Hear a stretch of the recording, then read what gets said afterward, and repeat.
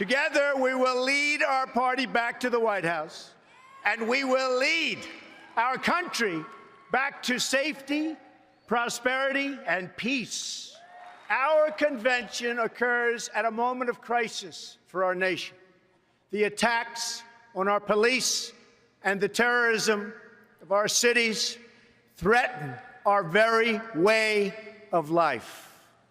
I have a message for all of you. The crime and violence that today afflicts our nation will soon, and I mean very soon, come to an end. My plan will begin with safety at home, which means safe neighborhoods, secure borders, and protection from terrorism. There can be no prosperity without law and order. I have visited the laid-off factory workers and the communities crushed by our horrible and unfair trade deals. These are the forgotten men and women of our country, and they are forgotten, but they're not going to be forgotten long. These are people who work hard but no longer have a voice. I am your voice. I have joined the political arena so that the powerful can no longer beat up on people who cannot defend themselves. Nobody knows the system better than me.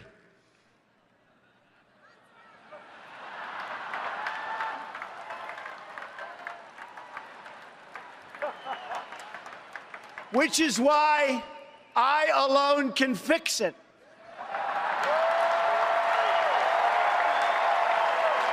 Anyone who endorses violence, hatred, or oppression is not welcome in our country and never, ever will be. We are going to build a great border wall to stop illegal immigration, to stop the gangs and the violence, and to stop the drugs from pouring into our communities. I have made billions of dollars in business-making deals. Now I'm going to make our country rich again. To all Americans tonight, in all of our cities and in all of our towns, I make this promise. We will make America strong again. We will make America proud again. We will make America safe again. And we will make America great again. God bless you and good night. I love you. Thank you. Our founders embraced the enduring truth that we are stronger together. We have to decide whether we will all work together so we can all rise together. We have the most dynamic and diverse people in the world. We have the most tolerant and generous young people we've ever had. We have the most powerful military, the most innovative entrepreneurs, the most enduring values: freedom and equality, justice and opportunity. We should be so proud that those words are associated with us. I have to tell you, as your Secretary of State, I went to 112 countries. When people hear those words, they hear America.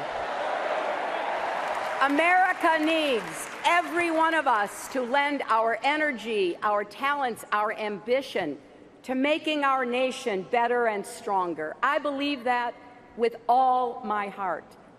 That's why Stronger Together is not just a lesson from our history. It's not just a slogan for our campaign. It's a guiding principle for the country we've always been and the future we're going to build. A country where the economy works for everyone, not just those at the top. I will be a president for Democrats, Republicans, independents, for the struggling, the striving, the successful, for all those who vote for me and for those who don't, for all Americans together. Tonight, we've reached a milestone in our nation's march toward a more perfect union. The first time that a major party has nominated a woman for president.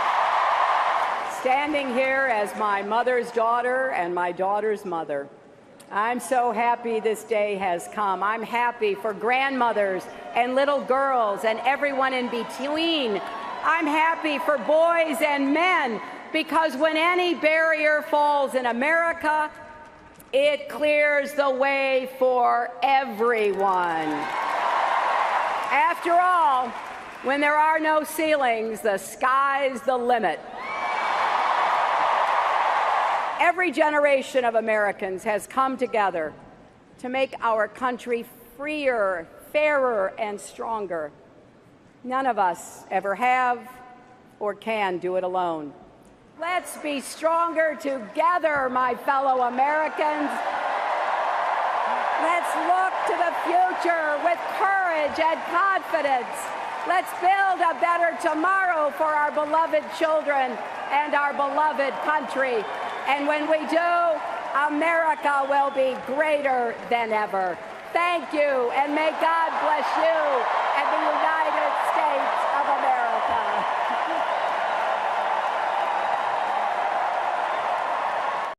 On Friday, January 27th, 2017, President Trump issued an executive order suspending the Syrian refugee program and temporarily banning entries for people coming in from Iraq, Iran, Libya, Somalia, Sudan, Yemen, and Syria. The backlash has been fierce, and public figures from around the world have voiced their outrage. On one hand, this is understandable, given the humanitarian implications. However, one has to ask, where was this outrage when the refugee crisis was being created? Where was the righteous indignation in 2011 when the Obama administration toppled the Libyan government? First by sending in the CIA to back rebel groups that ended up having direct ties to Al-Qaeda, and then using airstrikes to finish the job. Prior to this intervention, Libya had one of the highest standards of living of any country in Africa. They even had free healthcare. Today, the country is a failed state, plagued by ongoing violence. That's why these people are trying to escape. And where was the righteous indignation in 2012, when the U.S. began providing weapons, money, and training to rebel groups in Syria in an attempt to overthrow Assad? Even at the time, it was known that most of these weapons were ending up in the hands of jihadists, and it was no secret that these groups were committing horrific atrocities. Again, why do you think these people are trying to escape? And then there was Yemen, where the Obama administration quietly supported Saudi Arabia's bombing campaign for over a year, before finally getting their hands dirty and launching direct airstrikes in 2016. This warmongering continued till the very end. Here's a map of where the 26,171,000 bombs Obama dropped in just the last year of office fell. You know, it seems to me that the inhabitants of these countries would have preferred that you stand up against the wars that destroyed their homeland before and while it was happening, rather than take issue of where they are allowed to go in the aftermath. Just saying. None of this is a defense of Trump's order. It doesn't make any sense that Iran be included on the list, while Saudi Arabia, United Arab Emirates, and Egypt get a free pass, especially considering that Saudi Arabia is the most prolific purveyor of Wahhabi extremism in the world. Unless, of course, you look at this through a geopolitical lens, which brings us back to the real crux of the issue: war. After 8 years of covering for Obama's foreign policy, the left already has a credibility problem. And the current strategy of throwing temper tantrums at Trump's each and every turn, which started before he took office, isn't helping. Inside your echo chamber, you might feel like revolutionaries, but from the outside, your selective outrage reeks of hypocrisy and lowbrow partisanship. You're also burning through your ammunition before the battles that are really going to count, like another war or an expansion of police state powers. Make no mistake, Trump is just getting warmed up. Break the echo chamber. Share this with someone who needs to hear it, or with someone you think might already get it. This video is Creative Commons. You have permission to download, copy, and distribute it by any means. If you'd like to support our work, you can donate at stormcloudsgathering.com/donate. You can find the transcript, sources, and original video at stormcloudsgathering.com at the link below. For more, subscribe to Storm Clouds Gathering on YouTube and follow us on Facebook, Twitter, and Google+.